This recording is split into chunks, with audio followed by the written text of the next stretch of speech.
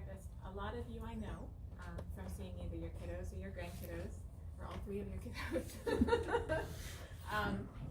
But I work with kids from infants and toddlers all the way up through the age of 21. So there's a lot of low-tech to high-tech strategies that I've used. I've been here for about 16 years. I've been an OT for 21. So there's a lot that I've experienced and used in my career. I brought some low-tech examples with me today because a lot of what we do as teams, as IEP teams, is there's problems arise and we problem solve and we come up with strategies. And it could be anything as simple as a pencil gripper to help a kiddo who doesn't have the appropriate grasp on the pencil and can't write appropriately, or all the way up to word processing or ways to do their schoolwork if they can't get the words down on the paper. Other ways, and a lot of things are more mainstream now, so it's not even that different from what other kiddos are using, because the kids in the middle school use Chromebooks and iPads, and so it's a lot more seamless now than it used to be. It used to be more noticeable what you would, when you would come up with different strategies for kiddos that needed it. But now it's very much, technology at least, is very much part of what they do. Some of the things, I just brought some examples, and some of the things that I use all the time, especially for the younger kids, of course, are different kinds of pencils and different kinds of paper. That is what I use the most. And I can pass this around, and you can, pencils with different kinds of grips, and it's all a problem solving and a trial and error, trying to figure out what works for what kiddo, and it's very individualized. You don't know until you try what's going to work. You might have an idea of what works for what issue, but there's a lot of trial and error that goes on with it. And then the same thing with paper.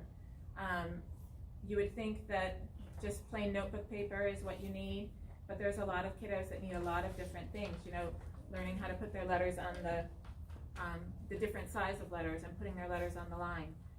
I have just a variety of paper that I trial and error with different kiddos. And you're welcome to come and look at any of these. And then alternative seating is also something. I did much more of this before, and now so many teachers are using alternative seating in their classrooms that I don't do as much of that right now. I used to do a lot of finding an appropriate seat, a lot of ball chairs, a lot of T-stools and things like that. But now so many classrooms are built up that way that they don't need me anymore. They've got those options for those kids. So I would use cushions. I would use for a lot of kids probably. Right, cushions and balls and things to help kids little kiddos who needed to stay on the carpet during carpet time or morning circle, and they had a hard time with that, so we'd use stadium seats or something to help them stay in their spot. And some of that I still do, but a lot of that is part of classrooms right now, which is really exciting. A lot of this has become much more mainstream. And the same things with, scissor use. Some kiddos need something a little simpler to use, where they just have to squeeze. Or other kids can get their fingers in there, but need to feel it bounce back out, so they get that sensation. And then of course, these are just scissors that are good for both right-handed or left-handed kids. There's just so much that is out there that is helpful, and so it's issue by issue and problem by problem.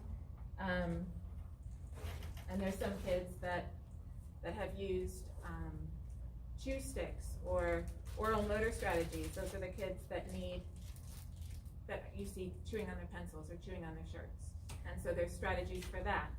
So it really is, as far as OT goes, there's so much that teachers will kind of bring to my attention, and as the team problem solves and just comes up with different strategies. And it's very hard to kind of sum up for you in one sitting, because there's just so much. There's so much that we do as far as anything from positioning in a chair to positioning at a computer for some of the kids, or just helping with schoolwork. You know, some kids need a slanted surface so they can copy from the board better, or some kids need the adapted paper. It's just really individualized. So I was kind of hoping that if you had any specific questions or some specific issues that were on your mind, that I could help you with that. I do use technology as well. Of course, some kids do better with word processing, so I got programs that I use that help them learn how to keyboard. Other kids, there's some apps on iPads that I do use. I don't, in my therapy sessions, I don't use the iPad quite as much because there's so much of that in the greater school right now and in people's homes that I really feel like I need to focus more on the fine motor development, because a lot of kiddos aren't playing anymore, or they're not playing the same way they used to. So that I do a lot more with hand function than I do with the iPad in my therapy sessions. But any questions? Anything that you're concerned about with your own kiddo that you're wondering about? I've seen people promoting the different colored overlays. Is that something you've had experience with? Does that really work? As It's just far having as a clear plastic overlay that you lay over the sheet of, or the page of what you're reading, and it's supposed to make it easier for some kids to read Yes. if it's pink or green or blue, Right, and you have right. different colors And for different kids. there is another OT that works one day a week in Delina, and she has been very helpful with that. She uses those color overlays, and she does a lot with visual perception and finding out the best way for kiddos to track when they're reading. And so I use her as a resource for those kinds of things. I'm not as familiar with the overlays, but yes. It's just something I've seen, and I always wondered, Right. how can this work? And I think that, again, is very individualized. There's different kiddos that respond to the different color overlays and when the type is more noticeable for them. Yeah.